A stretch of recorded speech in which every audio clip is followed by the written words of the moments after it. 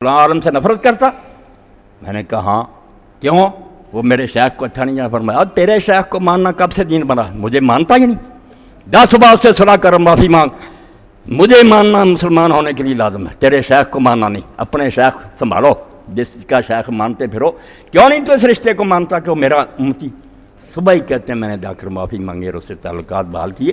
اس بات کو اگر یہ مسلمان سمجھ لیں کہ آپ بے شمار گروہ بنے علم کی وجہ سے، بدنیتی سے تو اگر بنے تو جہنم میں جائیں گے۔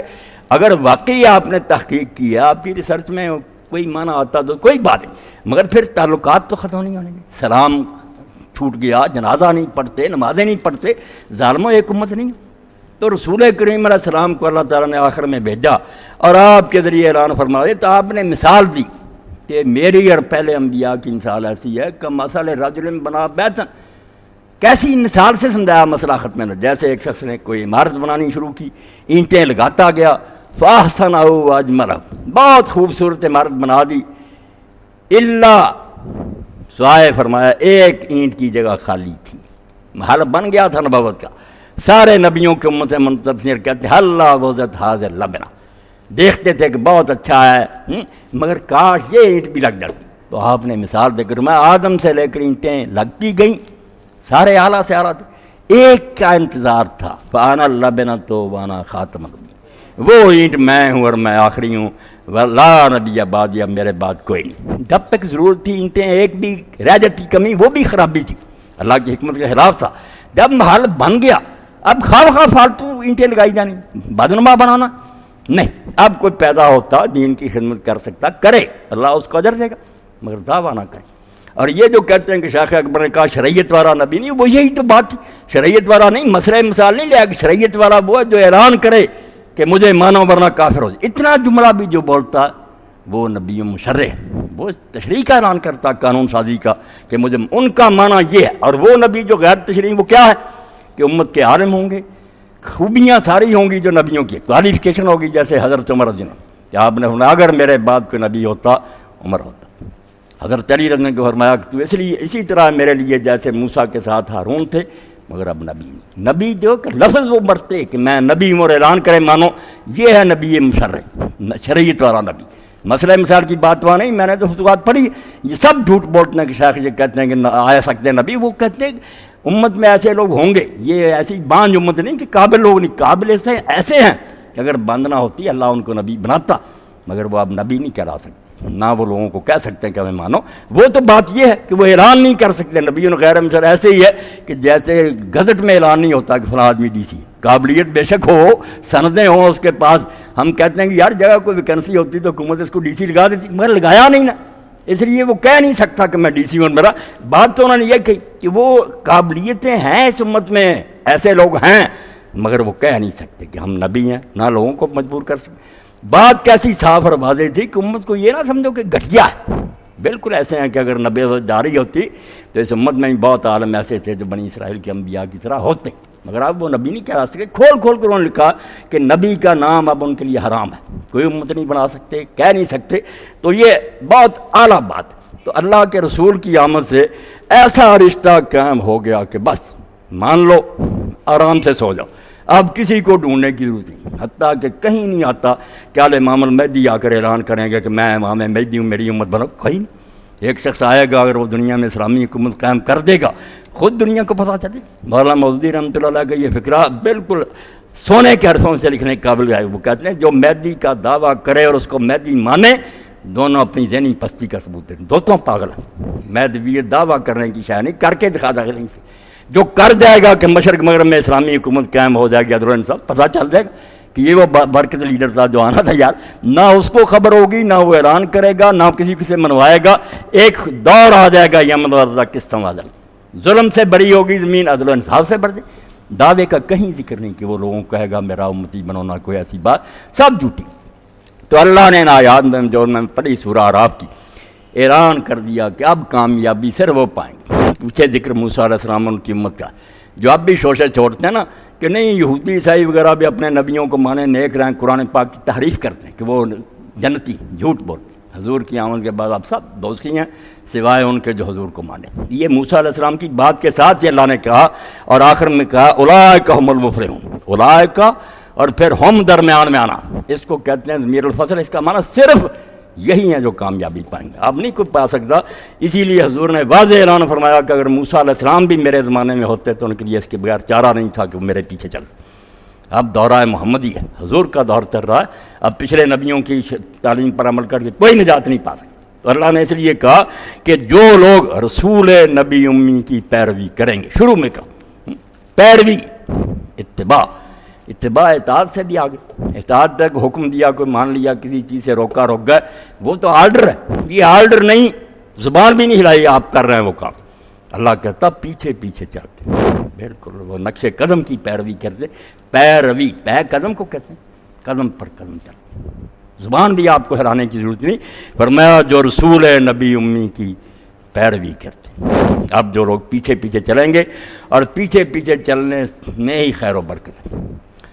آپ یاد رکھیں شر الامور محدثات، اللہ کے رسول ہر خطبے میں اگر کہتے تھے نئی چیز نکالو گے بدترین کام ہوگی۔ اب ہماری آنکھوں کے سامنے آ گیا، ہم پہلے پڑھتے تھے کہ صلاۃ رغائب لوگوں نے نکالی کہ رجب کے پہلے جمعہ کو رات جو آتی تھی نا، ایک نماز نکال لی، بڑا ثواب بیان کیا، کتابوں میں لکھا ہوا کہ یہ پڑھو، اس طرح سے پڑھو، اتنا در۔ اب باقاعدہ جماعت شروع ہوگی اور نفلوں کی، صلاۃ الرغائب کہتے ہیں، رجب کی پہلی جمعرات۔ دنیا فرض نمازیں نہ پڑھتی، سار بعد اکٹھے ہوتے ہیں، صلاۃ الرغائب چلو پڑھو، پھر عورتیں بھی آنی شروع ہوگی۔ اب کتابیں اٹھا کر دیکھ دو، اللہ کی قسم بدعت کا نتیجہ کیا نکلا، پھر نئی بات کا انجام کیا ہوا؟ نکالی نماز، مگر ملا علی قاری رحمۃ اللہ علیہ سارے علماء لکھتے ہیں کہ نیک لوگ اس دن شہروں سے بھاگ جاتے کہ شہر غرق ہو جائیں۔ زنا اتنا ہوتا، رات کو مرد عورتیں تو ملتے اندازہ کوئی نہ۔ تصویریں چھپی ہیں نا، اس طرح عورتیں ان پر رنگ ڈال رہی ہیں، اور میں نے پڑھا علامہ طاہر القادری کو، یار یہ میلاد النبی کو تم نے گندا کر دیا، ایسے کام جو حضور نے منع بھائی ہونا تھا، اللہ کے رسول نے نہ کیا، صحابہ نے نہ کیا۔ 604 ہجری، اندازہ کریں کہ خود یہ لوگ مانتے ہیں جو لکھتے ہیں کہ بدعت حسنہ ہے، اچھی یار اچھی ہے، مگر مانتے ہیں کہ 604 یہاں تک جلوس تو گزارا، کسی نے محفل بھی نہیں کی کہ بیٹھو اور اس بارے میں کوئی تقریر سن۔ پہلی محفل جو 604 ہجری میں الملک المظفر شاہ عرب عراق کے بادشاہ نے کہ عیسائیوں کے ساتھ جنگیں، یاروں نے کرسمس ڈے منایا، ہمیں بھی کرنا دیا، شروع کر دیا۔ بہت مرغے ذبح ہوئے، ہزاروں بکرے اونٹ، لوگوں نے کھایا پیا، چلو کام چل پڑ۔ بظاہر یہ کہ حب رسول ہے، مگر نتیجہ کیا؟ اب لڑکیاں اوپر سے رنگ ڈال رہی ہیں، لڑکے ناچ رہے ہیں، باقاعدہ پہاڑیاں بن گئی، وہ ڈانس ہو رہے ہیں۔ تو کیوں نہیں تم اتباع کرتے کہ رسول کے پیچھے پیچھے چلو؟ اور یہی بات حضرت مجدد الثانی رحمۃ اللہ علیہ کے مکتوبات لوگوں کو چاہیے کہ اس بارے میں پڑھیں، اور وہ حصے چھاپنے چاہیے۔ مجدد صاحب نے فرمایا میں نہیں جانتا کہ مجھ سے پہلے لوگوں نے کہاں سے یہ نکال لیا کہ بدعت میں حسن بھی ہوتا، کچھ اچھی بھی ہوتی بدعت۔ فرمایا ظلمات بعض فوق بعض، آپ کو اگر وہ چمکتی بھی نظر آتی ہے وہ آپ کی نظر کا دھوکہ، وہ اندھیرے پر اندھیرے۔ اگر وہ اچھی بات ہوتی رسول اللہ بتا کر نہ جاتے، جب دین مکمل کیا تو اس وقت نہ داخل کرتے۔ یہ 604 میں بعد میں بادشاہ کو پتہ لگتا کہ میلاد بھی منانا تھی۔ اور حد یہ ہے کہ جس عالم سے پہلے یہ پڑھوایا اس نے، ملک المظفر نے، محدث ابن دیہ، اس کا آپ بھی مولود چھپا ہوا تنویر، وہ کہتا ہے 8 ربیع الاول کو آپ پیدا ہوئے، وہ تو تاریخ ہی نہیں آپ کے ساتھ ملتی، آپ 12 کو مناتے پھرتے ہیں، وہ 8 کہتا۔ اور جلال الدین سیوطی رحمۃ اللہ علیہ اتنی صدیاں بعد، آپ کہتے ہیں وہ اپنی صدی کے مجدد تھے، انہوں نے بیداری میں، خواب میں نہیں، جاگتے ہوئے اس دنیا میں حضور سے کئی مرتبہ بخاری شریف پڑھی ہے، وہ کیا کہتے ہیں کہ حضور پیدا ہوئے 12 رمضان کو۔ اس لیے آپ کو پتہ ہی نہیں کہ آپ پیدائش کب ہوئی تھی، کیا منا رہا، کیوں نہیں بتایا؟ اسی لیے کہ بدعات میں ظلمت ہوتی ہے، وہ دیکھنے میں اچھے کام ہوتے ہیں، انجام نہیں اچھا ہوتا۔ لوگوں نے یہ امام حسین رضی اللہ عنہ کی شہادت کے بارے میں نکال لیا کہ محفلیں کرو، اس واقعہ کیا نتیجہ؟ وہاں بھی کہ لڈو اوپر سے لڑکیاں پھینک رہی ہیں، اور اتنی بدکاری ہوتی ہے جس کے سارے لوگ گواہ۔ تو اللہ کہتا رسول کے پیچھے چلو، کوئی نئی بات نہ نکالو، جو وہ بتا گئے اس میں برکت ہے، باقی آپ کو چمکتی بھی نظر آتی ہے، وہ سونا نہیں کوئی اور دھات۔ رسول ہے، نبی امی، 3 تعریفیں اللہ تعالیٰ نے کہتی ہیں، رسول ہے، نبی ہے، امی۔ آپ کا تعارف ہی یہ کرایا، رسول ہے۔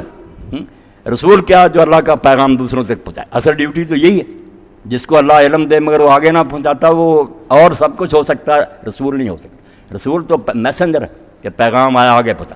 اس لیے اصل کام تو چونکہ رسالت ہے، لوگوں تک پہلے ذکر اس کا کیا، مگر وہ رسول تبھی بنے گا جب نبی ہوگا. دوسری بات جو ہے یعنی اصل میں پہلے نبی ہوتا ہے کہ اللہ کی طرف سے اسے خبر دی جاتی ہے، علم ملے گا تو کنوے کرے گا، مگر چونکہ کام کرنا اس نے رسالت کا، ذمہ داری بڑی اس کی، وہ ذکر اس کا پہلے کر لیا. حالانکہ اصل میں جو ہے ترتیب وہ یہ ہے کہ نبی اللہ کی طرف سے علم عطا ہوتا ہے، جس کو اللہ خبر دیتا ہے، پھر وہ لوگوں کو پہنچاتا ہے.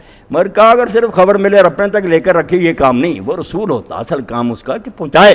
تو رسول ہے جو پیغام پہنچاتا ہے، جس کو اللہ علم دیتا ہے. اس کا علم اپنے مطالعہ اور مشاہدہ سے نہیں، پڑھ لکھ کر نہیں وہ علم حاصل کرتا، اللہ ڈائریکٹ بتاتا.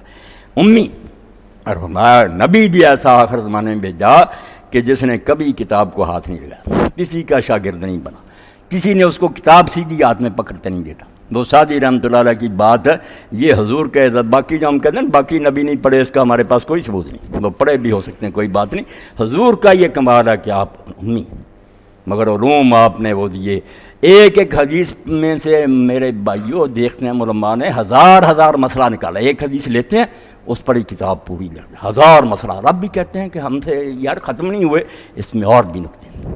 اس کو سعدی فرماتے ہیں امیے نا کردہ کتاب درست. حیرت کی بات ہے، لوگ کہتے ہیں اسا سانپ بن جاتا تھا، فلاں چیز یہ ہو جائے. ان موضوعوں کو دیکھتے ہیں، یہ موضوع دیکھو کہ ایک شخص نے سرے سے کبھی کتاب ہی نہیں ہاتھ میں لی، مگر امی نہ کردہ کتاب درست. ایسا امی جس نے کتاب نہیں پکڑی، کتب خانہ ہے چند ملت بشست، ساری دنیا کی لائبریریوں کو اس نے دھو دیا کہ سب غلط ہے، جو میں کہتا ہوں ٹھیک ہے. اور جن جن باتوں پر اعتراض کیا نا انہیں ڈیریوں نے کہ نہیں یہ آپ پھر عیسائی ہندو کافر سب بعد میں قائل ہوئے کہ نہیں یار ریسرچ ہوئی ہے جو اس نبی امی نے کہا بات ہوئی تھی. اللہ کہتا ہے ایسا آدمی جس نے کسی سے نہیں پڑھا، مگر اللہ نے وہ پڑھایا پھر کہ کوئی اس کا مقابلہ نہیں کر سکا. اور ساتھ ہی کہا کہ اس کا ذکر بھی یہ لوگ تورات انجیل میں پاتے ہیں، خبر دے یہ کوئی ایسے ہی نہیں آ گیا کہ اس کا تعارف نہیں. اتنی تبدیلیوں کے بعد اب بھی تورات انجیل کو تم دیکھو، اس میں بشارتیں موجود. میں صرف ایک کا ذکر کر دیتا ہوں.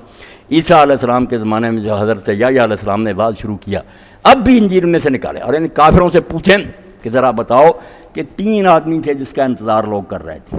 حضرت یحییٰ علیہ السلام کے پاس لوگ گئے، انہوں نے کہا تو مسیح ہے؟ مسیح آنا تھا. اس نے کہا میں نہیں. انہوں نے کہا تو ایلیا ہے؟ الیاس نبی کا بھی کہا تھا دوبارہ دنیا میں آئے گا، انہوں نے کہا نہیں. تیسرا سوال کیا انہوں نے، 2 جگہ یہ بات آتی ہے، کیا تو وہ نبی؟ انہوں نے کہا میں وہ بھی نہیں. یہ وہ نبی جس پر ریفرنس بائبل جو ہے نا جس کے ساتھ ہوتا ہے کہ یہ کہاں سے ٹکڑا، وہ استثناء کا حوالہ دیتے ہیں کہ موسیٰ علیہ السلام کی کتاب استثناء میں وہ نبی کا ذکر ہے کہ اللہ نے یہودیوں سے کہا کہ اب تمہارے بھائیوں میں سے میں ایک رسول بھیجوں گا جو موسیٰ کی طرح ہوگا. دوسرے نبی جو ہیں وہ تو امتی سے، وہ موسیٰ کی طرح ہوگا، اس کے پاس شریعت ہوگی، اس کے منہ میں اپنا کلام ڈالوں گا، جو اس کی مانیں گے وہ بچیں گے، جو اس کی مخالفت کر دیں میں کچل کر رکھ دوں گا. یہ جب لکھتے ہو کہ وہ نبی وہی ہے جس کا موسیٰ نے ذکر کیا تھا، اور یا کہہ رہے ہیں کہ میں وہ نبی بھی نہیں ہوں، مسیح بھی نہیں ہوں، ایلیا بھی نہیں ہوں. اب مسیح تو حضرت عیسیٰ علیہ السلام آ گئے، وہ نبی کہاں؟ بتاؤ کہاں؟